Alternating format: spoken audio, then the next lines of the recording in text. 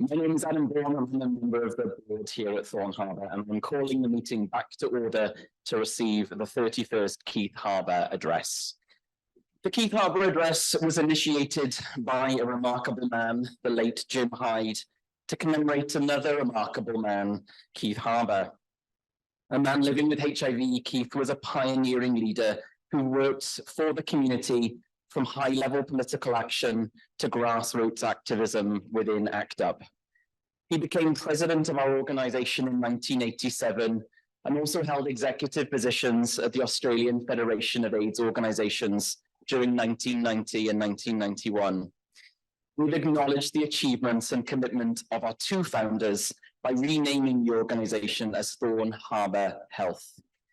Keith coined the phrase, "Talk with us, not about us," to help change the view he felt was held by some service providers that positive people and the gay community should be passive recipients of services rather than actively involved in their care and support. 2023 is our 31st Keith Harbour Address, and we are delighted this year for this address to be presented by Joe Ball. Joe Ball is the CEO of Switchboard and is an outstanding community leader. Joe has led Australia's community discussion on LGBTIQ suicide, ensuring the broader community, health sector, and governments are aware of what has been and what is still happening within our communities. In recent weeks, Joe has played a vital role supporting Thorne Harbour as we've had to cope with the loss of one of our own. Joe believes in grassroots solutions to systemic issues and draws upon the history and the wisdom of both the LGBTI and HIV movements to guide his work. Joe sits on the Victorian LGBTIQ Task Force and the federal government's LGBTIQ Health and Wellbeing Action Plan Expert Advisory Group. In 2020, Joe was honoured as one of the 50 outstanding LGBTI leaders in Australia, and in 2022, named as a top voice on LinkedIn. Joe has and continues to be a wonderful friend to Thorne Harbour Health and a strong advocate for our work. Please join me in welcoming Joe to deliver this year's Keith Harbour Address.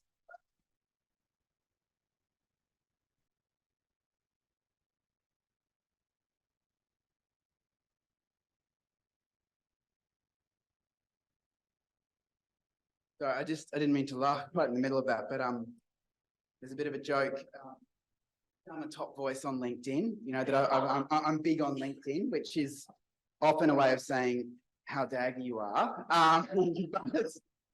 But I'll take it. Now, I'd like to join by also acknowledging country, other people's stuff, and acknowledge that we're on the lands of the Wurundjeri people, and pay my respects to their elders, past and present. And acknowledge that sovereignty was never ceded, and therefore it always was and always will be Aboriginal land. And I wanted to acknowledge how distressing this referendum process, and of course the result, has been. And when I was reflecting on that, as people may know, Switchboard runs 2 7-day-a-week helplines, and we still have people 5 years later after marriage equality calling our helplines, distressed about a public vote where we got a yes. And I think that I wanted to impart that to you to understand, and some of you in this room may still be distressed about what was the postal survey. And I think that we need to hold that when we think about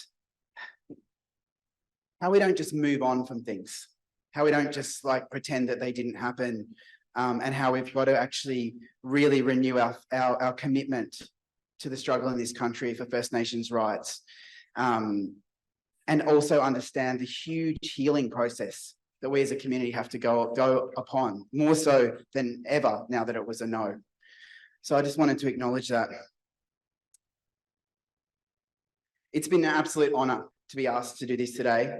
It is in this space, especially in this year, being the 40th anniversary of Thorne Harbour being founded and 40 years of fighting AIDS. And of course, in giving this address, I also honour the memory of Thorne Harbour founder and AIDS activist Keith Harbour. I couldn't be more honoured, really, to be asked to do this. And it's this point about honouring, actually, that I want to anchor today's talk in. and what it means and could mean to honour legacies of activism.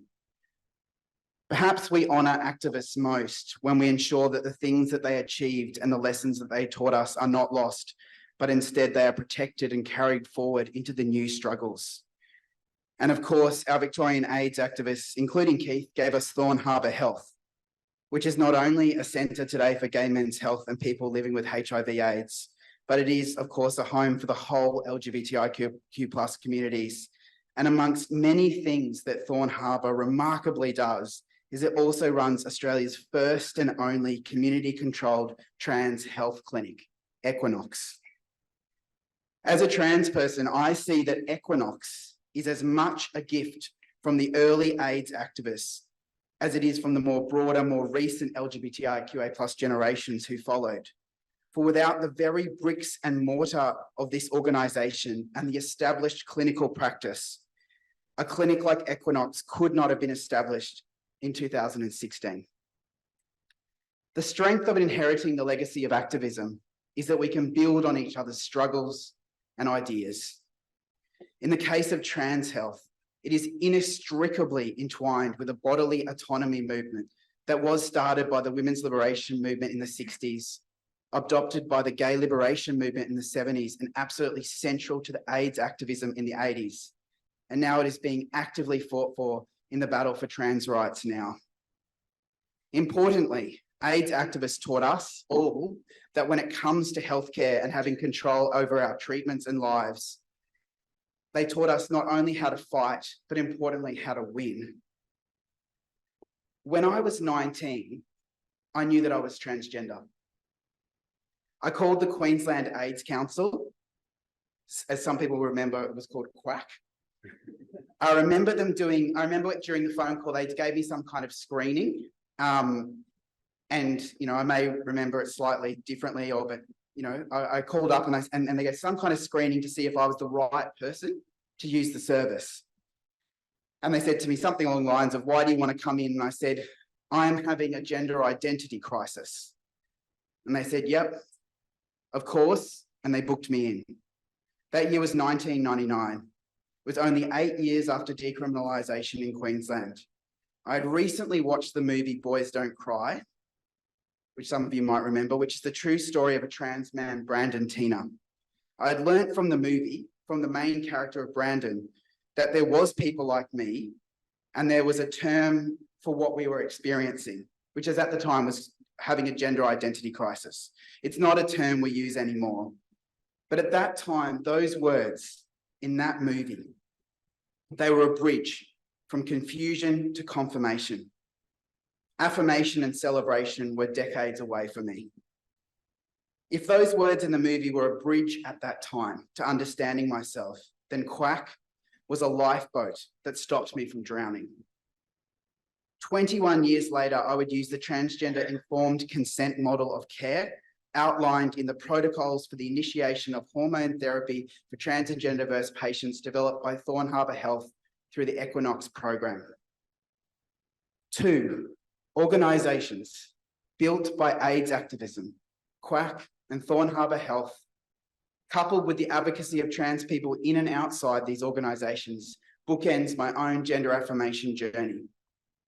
For all involved, I will be eternally grateful. And I honour all those involved by living a life that they all fought for, one where I have the right to get support, and when the time finally came, have the right to make an informed choice. If you know the story of Brandon Tina, you also know that aside from learning from the movie that I could change my name, bind your chest, and get a pathologizing medical diagnosis, is that as a trans man, you could be raped, then have that rape ignored by the police because of transphobia, and then soon after be killed. That was 1993 that his life was ended. Suffice to say, it was not a positive way to learn about your identity. And although the movie was groundbreaking, Boys Don't Cry was certainly a trans-masculine version of Philadelphia. No one should discover who they are through such brutal tales.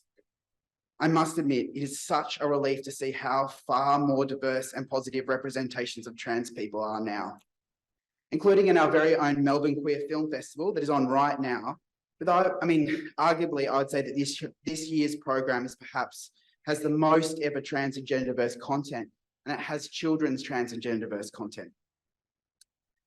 And this brings me to another thing that AIDS activism taught me, and that is the role of visibility and being represented as more than our deaths. And importantly, how we can both mourn the death, mourn those who've died, whilst all at once fight like hell for the living. At Switchboard, we proudly operate a dedicated program aimed at preventing suicide within the LGBTIQA+ community.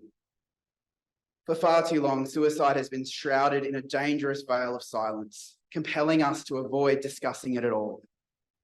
In 2018, the suicide prevention sector launched a campaign called We Can Talk. It was a way to debunk the unhelpful myth that talking about suicide can cause suicide. Yet we already knew that, didn't we? Because that's what we learned from AIDS. AIDS activists taught us that silence equals death. We can never address what is killing us unless we can name it.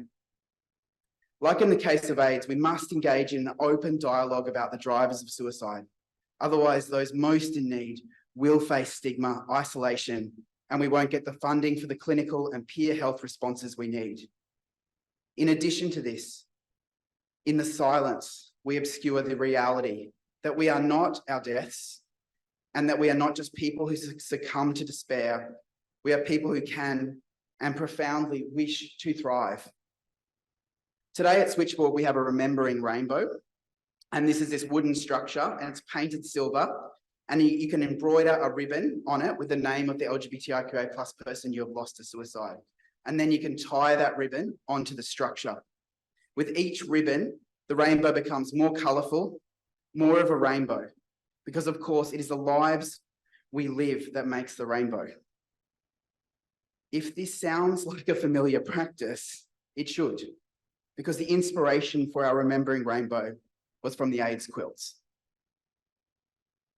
Always building on the shoulders of, always honouring those who came before us, and always seeking to honour the past through the struggles anew. However,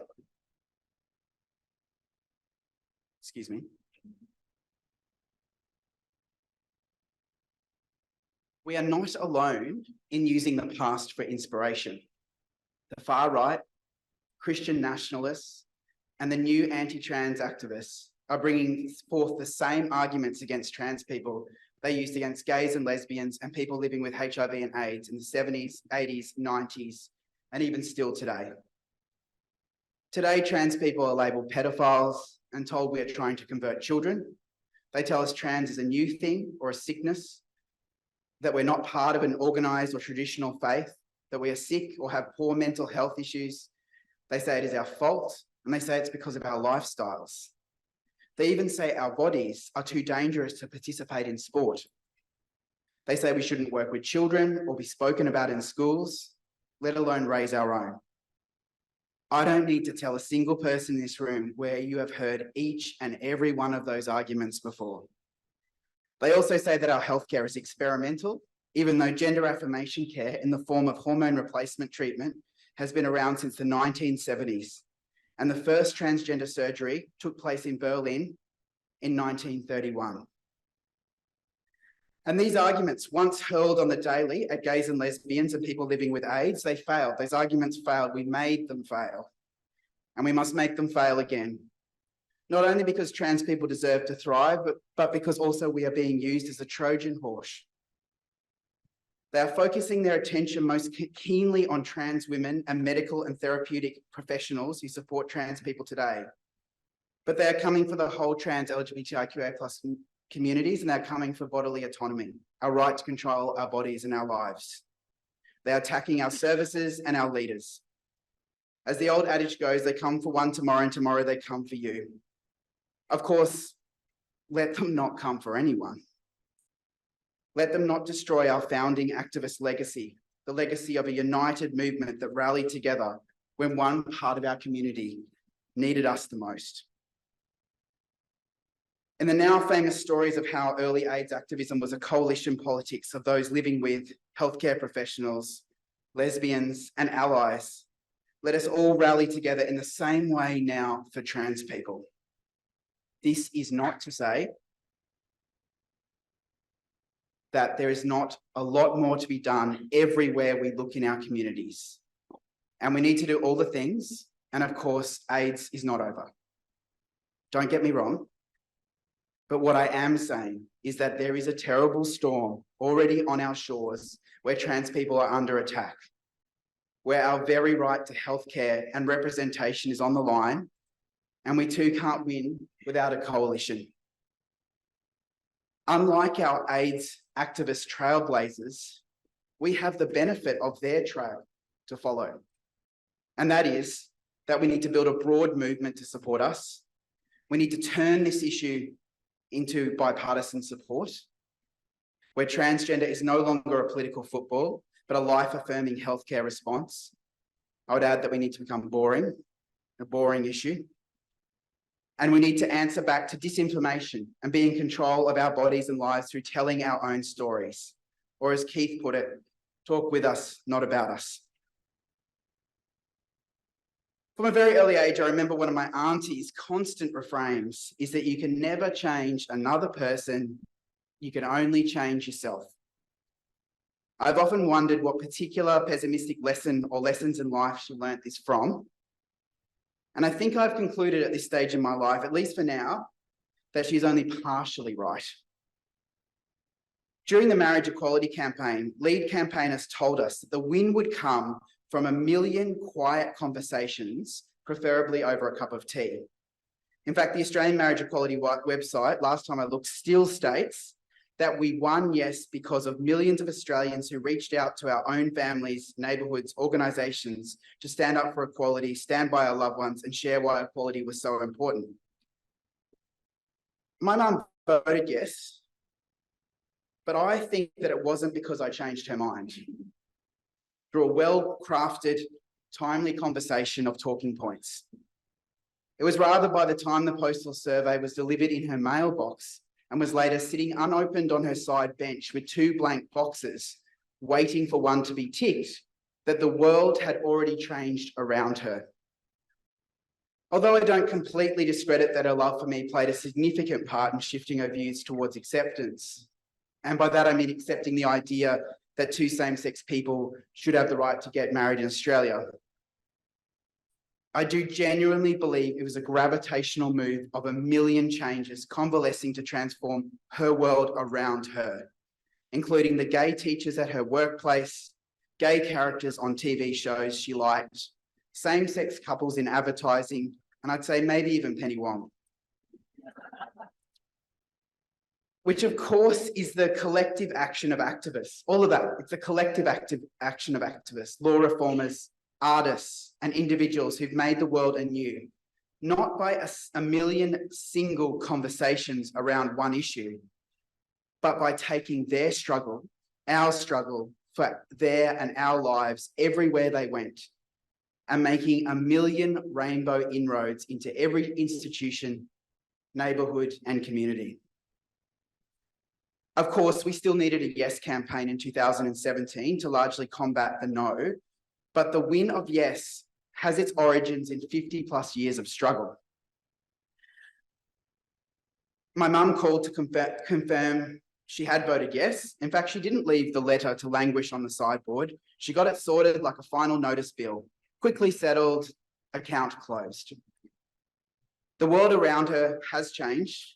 My mum 20 years ago, disgusted by her daughter's sexuality, because as she said, your parts don't fit together. Voted yes, and finally accepted that in fact 2 ends of the power connectors are able to click together. The Marriage Equality No campaign promised a steep, slippery slope of avalanching transgender rights if people voted yes. There is evidence of this in some states and territories, but it's more like the snow melting after the frost than an avalanche, with the more egregious discriminations being remedied. Birth certificate reform is the exemplar, and now transgender people are able to change their genders without sterilising surgeries in every Australian state except for New South Wales and Western Australia. Something I personally celebrated this year is when Queensland changed the law And I'm very pleased to say that as someone who was born in Queensland, I'm no longer required to have a forced hysterectomy to change my gender. Something I am very much looking forward to doing when the legislation becomes actualised in 2024. For trans rights, easily a generation or three behind gay rights, we too now need to change the world. Because as my aunt explained, you can't change another person, but what marriage equality shows us is that you can change the world around them. The once disappointing daughter is now the far more disappointing transgender son. Although there's some relief because I'm now heterosexual.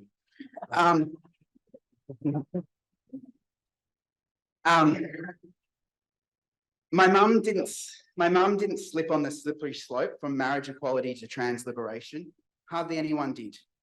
So as I play my part to collectively change the world around my mum and the thousands of other parents who don't accept their transgender children, I know that this time I might not be able to change the world in time for my mum to accept me. However, we are always building and protecting what we have achieved, and then we are building again. I have what many other trans people never had in their lifetimes, and I hope that I can achieve for the same for those who come after me. All this being said, I'm so lucky to be living in this time and place when it is the easiest it has ever been to be transgender in this country, and I'm very fortunate.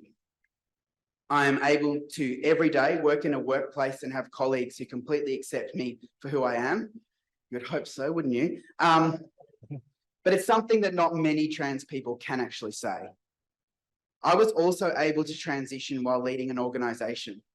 A lot of trans people feel forced out of their jobs and need to change their careers to transition. It's not very interesting, is it?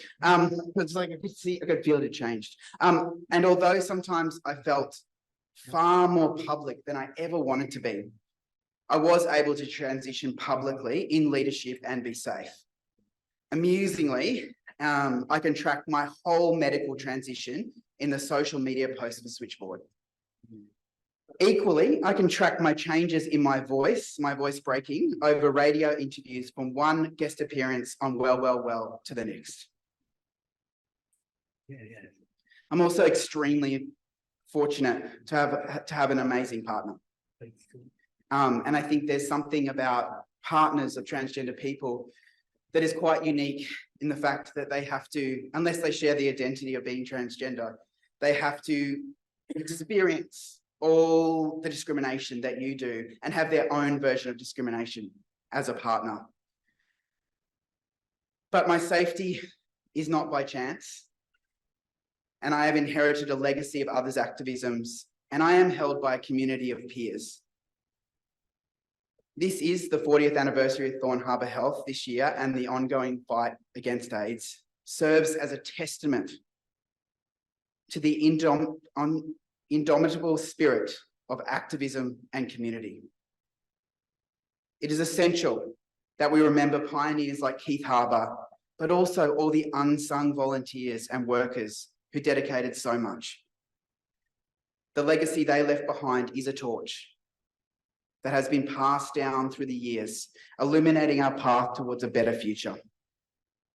As we navigate the challenges facing the transgender community today, we are reminded of the battles fought by our early AIDS activists, who again taught us not only how to fight, but most importantly, how to win.